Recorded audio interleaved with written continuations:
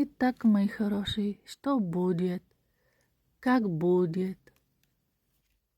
Давайте посмотрим. Вот. Будет суд.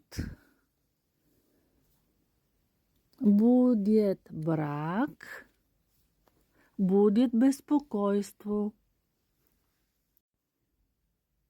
Эта карта означает съдебные процеси, съдебни разбирателства, разводи, завещания, контракти, налоги, спори и все правовые вопросы. Эта карта также обращается и к переговорам и официальным деловым вопросам. Съвет.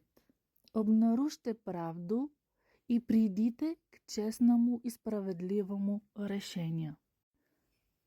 Может быть, от вас будет предложение сватба, но это не только буквалная сватба, но это и любой вид близки договорни отношения, такие как деловие партньорство или съвместно предприемателство.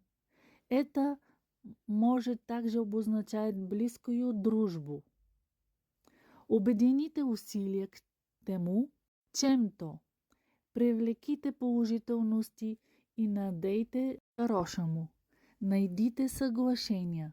Карта обозначает отношения или дружбу.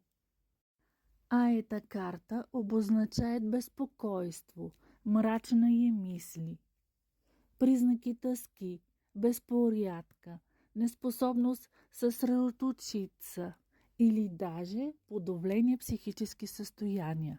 Эта карта описывает двусмисленост в нашей повседневной жизни.